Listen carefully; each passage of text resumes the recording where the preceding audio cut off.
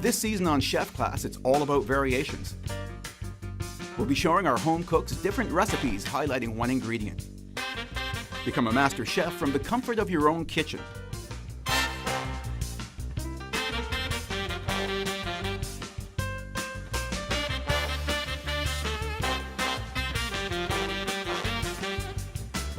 Chef Class Variations. Add some diversity to your kitchen. Hi, and welcome to Chef Class Variations. I'm Chef John Schneeberger, and with me today are Michael Bossier and Brendan Baudouin. and they're both advanced students in the culinary program at Loyalist College. Now today we got a great show for you. We're doing grilled Western steak, we've got garlic crostinis, and we're making the best frites you've ever had in your life. Now, let's walk over here to Mike and take a look at what you got. What are you making, Mike? We're going to make the grilled Western steak. We're going to start off with our mise en place here. We have mirepoix, fresh vegetables. We have onions, carrots, and celery. Since the celery is already diced, I'm going to show you how to do an onion here. First, you want to remove the ends. I noticed while you're cutting that, you're actually not cutting too deep, you're leaving the root intact. Of course. Okay. Less waste is always better. And you want to try to pull the skin down with your knife. Then you want to take your onion and you want to cut it from north to south through the core. After which, you're going to look for your core here. You're going to remove it. So we've got the core here. Just take your paring knife, cut a little triangle out. Okay, so let's take a look. So what you actually did is pretty much take the root, clean out. Correct. Okay. So you want to cut it in the triangle there and not across so you have less waste again. From there, you're going to take your chef's knife and you're going to slice lengthwise.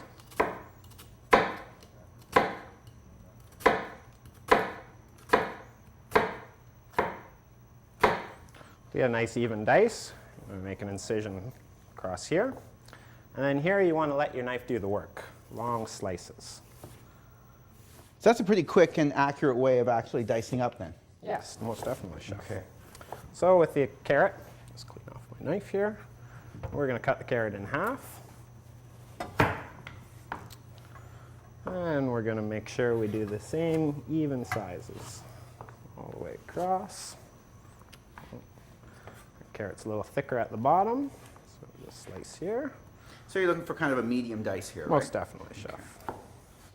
Now it's really important to bear in mind as well, actually, when you're cutting up your vegetables for this dish, that they're all consistent and that they're a little bit smaller. You want to keep them down a little small because it's only going to take probably about a half an hour in the oven. If the vegetables are too big, a half an hour won't be long enough to actually cook them tender. So small enough so they cook tender, not so small that you lose them, you lose the flavor, but just kind of maybe half the size of your pinky fingernail would actually be about the right size. After you've gotten your sticks, you just take it down to your dice. Try to keep the same even cubes. Put this in here. So from here, Chef John was nice enough to bring me the ground beef out of the fridge. I am like that sometimes. So we're going to take the ground beef here. You could saute off your mirepoix. We're not going to do that today. But if you wanted to do that, I'll just add a little more flavor, a little caramelization to it. So when you saute it off, it will go into the pan and you'd want it to brown a little bit? You'd want it a little bit brown, yes, Okay. correct. It's going to give it some sweetness, right? Exactly. So we're going to take our dried herbs. We've got marjoram. Add that in there. We've weighed these all out as per recipe. We've got a little bit of dried thyme. You could use fresh herbs here. If you were to, you'd want to double the amount. So dried herbs are twice as strong? Twice as strong, that's correct, chef. Okay, from there, we're going to add a little Worcester sauce. That'll give it a little tartness.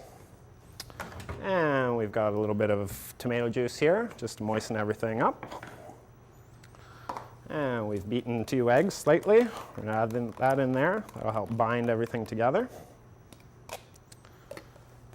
And we've got a little breadcrumbs. We're going to add that in there. That'll help suck up some of the moisture, keep it all moist together. Okay, so binders aren't necessarily a bad thing, right? They actually help keep the product moister for longer. Exactly. Fantastic. So from there, we've got some salt and pepper. It's the seasoning. This can be done to taste. We've weighed out a little bit here. Pre-done. So it's a good rule to actually always put our seasoning in at the end as well, right? That's correct. Yeah, okay. back a little bit of that pepper. So now you're just going to get your hands in there, mix it up nice and gently. All right, that's excellent, thank you. We're gonna go over here and talk with Brennan about what he's got on the go right now. So Chef, what I have here is just some sliced crostini. So what I did in a saucepan is I melted some butter and then added some sliced garlic Okay. and just infused it into the butter. So really, really slow, low temperature. Yes. Fantastic. And then I just took the mixture, used a pastry brush, and just lathered the bread with it. Okay. So Chef, I'm just gonna throw this in the oven at 350 just to crisp up the top Okay. So how long? for about 5 to 10 minutes. Okay.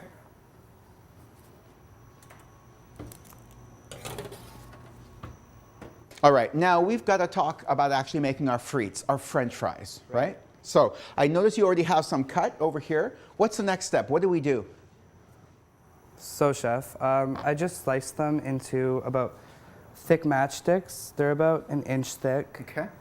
I also noticed that what we want to do is we want to do a technique called blanching. Can you explain blanching to me? So basically blanching is you have your oil at a medium heat, like 350, 360? yeah, Okay. just so that when you stick your fry in, it's not aggressive, like it's not boiling aggressively. Sure.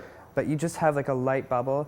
It's just so that you get the inside of the fry a little bit moist, so because everyone loves a moist fry. Sure. So it's going to cook the French fry, but it's not going to brown the French fry, not too much anyways. And the idea is this, there's a lot of moisture inside of a French fry. If we cook it ahead of time, it's actually going to cook that moisture and draw it out. That's what you're seeing with all the bubbles. You're seeing actually moisture turn into steam and rising through the oil. If we do that, there's very little moisture left in the fry, so that when we fry them nice and hot, they get crispy on the outside and there's no moisture inside to make them soggy again. If we just fry them once, they're going to end up being soggy. So we're going to dry them off because, of course, hot oil doesn't like water. Right. Okay. You could end up with a lot of bobos. You certainly can. So we'll get them dried off. So at home, we all have our home deep fryers. That makes it a lot safer. We're showing you the kind of the old school way of actually doing this. So we're going to check our heat. And look what we've got. So we don't have a crazy, crazy bubble, right? But we have a nice little sizzle happening and the French fry starts to float. So remember as well that when we throw in the extra French fries, what's going to happen? It's going to drop the temperature of the oil. So we're still going to keep the temperature up a little bit. We'll start adding these in. It's still going to keep the temperature up. Always drop away from you. When it comes back up where we want it to be, then we'll take the temperature down. It's really important as well to make sure that your cutting is as even as possible. If it isn't, the thicker ones will be raw, the thinner ones will be mush, and the middle ones will be perfect. But we'd like them all to be perfect. So there we go. We're where we want to be temperature-wise. So we've got a little bit more blanching to do. Our crostinis are going to come out of the oven. We've got a great chef tip for you to check out, and you don't want to miss this show. So we'll see you in a minute. It's time to shed some unwanted pounds in time for kitchen season. In this meat butchery exercise, we'll show you how to trim the fat. Welcome to Chef Tips. Today we're going to show you guys how to cut off this meat off this gorgeous piece of meat and then how to truss it. So first, let's walk you guys through how to clean this off.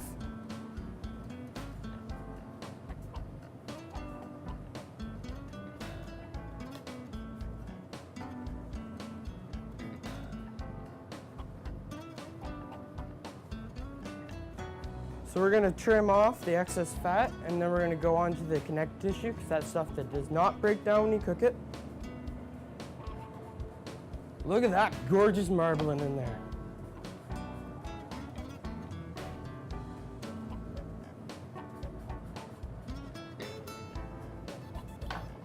Wow, that's going to be a gorgeous steak right there. Expand your food repertoire and become a master chef from the comfort of your own kitchen.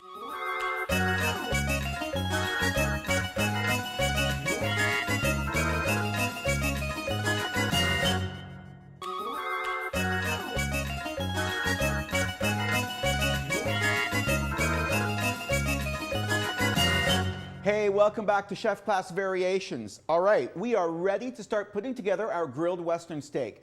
Mike, this looks fantastic. What are you going to do next? Well, from here, we're going to need to make our actual steaks. We want to make them kind of like a filet mignon wrapped in bacon. So they're going to be nice and thick so that the bacon can hold on to it. Now that we have it all mixed up nicely, we've got these nice little molds here. You want about a 5-ounce portion. You want all your portions to be even in size. Instead of weighing them, we're going to use these little molds. That'll give us an even consistency. So we'll take a little bit of here, fill up one mold,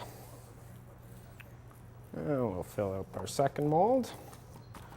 There we go. So you really got to kind of pack them in, make sure there's no air pockets, right? Yeah, exactly. So everything stays together. It doesn't really matter if there's a little bit more, a little bit less, as long as you have enough to. As long as you have enough to wrap your bacon around there, hold it all in nice in place. Okay. So we'll remove our molds. And from here, we're just going to shape it a little bit. It's going to have a little variation in size here, shape. But roughly you want them similar so that they cook. It doesn't have to be perfect, like I was saying. Exactly. And I noticed that you didn't actually go round. Does that really matter? No, that doesn't matter. You want to, yeah, I mean, just as long as your bacon gets around there. Nice little, Kind of an oval shape. yeah, a kind of round an shape. oval shape, you know. Okay. We like oval. This kind of looks better to me. And a toothpick in. I always slip a toothpick in here, hold it all together. And we'll do the same with the next one.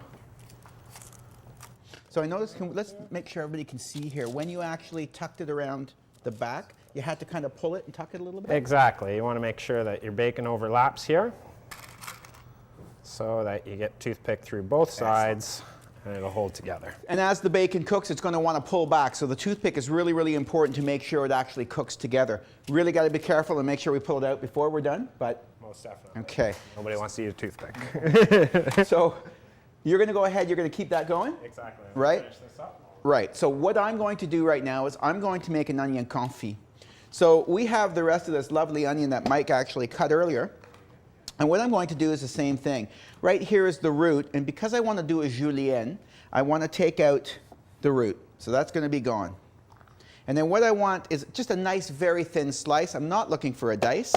And it's the same thing. I let my knife do the cutting. You can see I'm getting these beautiful, nice, even, thin slices. That's kind of what I'm looking for. So we're going to start out actually with a warm pan. I don't need it crazy hot. And I'm going to put some butter in there. And you can hear, the second I put the butter in there, I get that nice light sizzle. If you don't have a sizzle in your pan, you're doing something wrong. So no fat goes into a cold pan. That's pretty much a basic rule. We make sure that if I'm going to saute or if I'm going to pan fry, I get that sizzle every single time. So I'm ready to go. It's not so hot that it's going to burn, but already I have this beautiful smell. I'm going to take my onions and drop them in.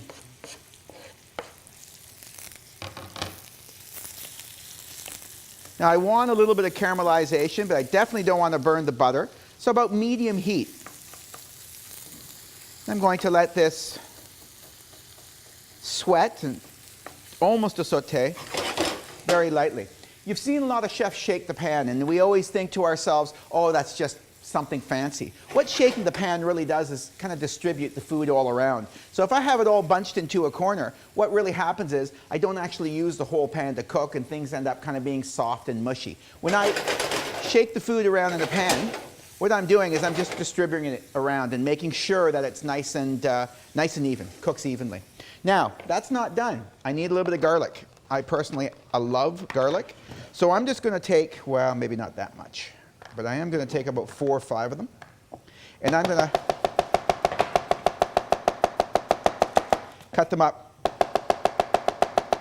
real quick. So just so I have a nice even slice, I don't want to have it, you know, too chunky, too thick. If I find something I'm not happy with, I can give it a little bit more. Again, I really like the taste. As garlic cooks, it kind of loses its acid and becomes very, very sweet. So I want to throw that in and make sure that kind of cooks right down into my confit. So medium heat. And then let it cook. Especially when things get soft, over stirring does 2 things. It kind of breaks it up and makes it mushy. And it cools down the pan. So every time I start stirring when I don't need to, I'm actually kind of allowing air to hit the pan, and it actually ends up cooling the pan down. I don't want to do that. I've got the perfect heat right now. Let it cook. good cooking takes time. We're going to give it its time. All right, take a look at what we've got. These are caramelizing up just beautifully.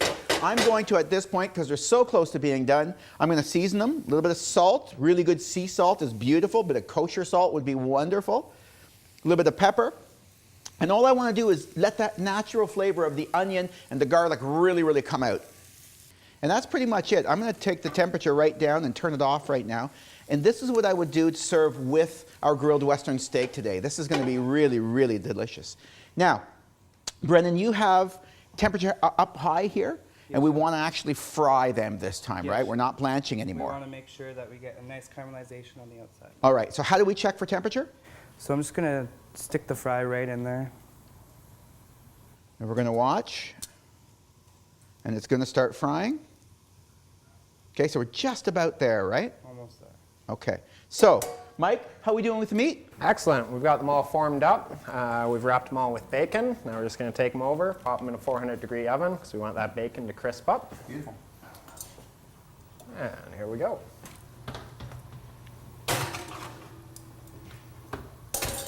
Let those bake off.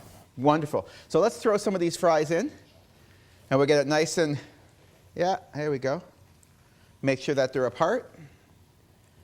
Look at that, starting to get all nice and bubbly and crispy, and this is going to be wonderful. So let's see. We've got our confit done. We've got the meat in the oven. Our fries are working right now. Our crostini are made. All we have left to do is plate it up, make it look sexy. So we're going to take a little break. When we get back, that's exactly what we're going to do. You don't want to miss it.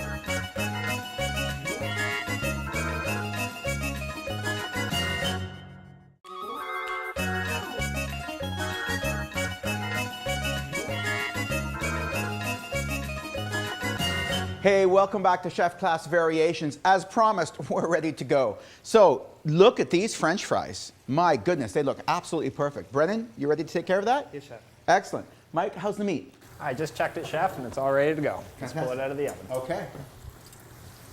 So I just have a spider here, and I'm gonna. We really do want to get rid of all the excess fat, right? Yes, chef. They look really crispy. Beautiful. Thank you, Mike. Okay, so we're going to take the toothpicks out right now. And Brendan, can you explain what you're going to do? What's this process of actually turning them into Parmesan fries? Oh, okay. So I'm just gonna drain off all the oil, most of the oil first, anyways. I'm gonna make sure that there's still some on it, just so that the kosher salt and Parmesan actually will stick to the fries. Because otherwise, it would just fall off, and there'd be no point of it. So, just gonna drain them off a bit. There you go. Okay. Just gonna take a nice little portion here. And I have a bowl here just to toss my fries in. Is it important you work quickly with this? Of course, chef, just so that you get, so that it still can It's all stick. sticking? Right, so if you work while these are still moist and fresh, what'll actually happen is the salt and the Parmesan will stick to the moistness on the outside. If you allow them to sit for any period of time, they'll get dry. And if they get dry, then all the salt, all the Parm will actually roll off. Nice little toss. Oh, that looks fantastic. Okay, thank you very much. Look how beautiful they are. Nice and golden brown. The Parmesan aroma is incredible. These are fantastic. So let me just put them down. Now, with our Western steaks, you see how the bacon is actually together, and that's because we had our toothpick in there, so it's holding it quite nicely. So we have this beautiful presentation. Looks wonderful. Smells incredible. And we're going to put down 3 of them, just like that. Give them a little bit of room. There we are. Going to take some of our French fries and tuck them in here at the end. I'm going to keep them on the same line for the first row, just like that. Then I'm going to take the next layer and I'm going to go the other way.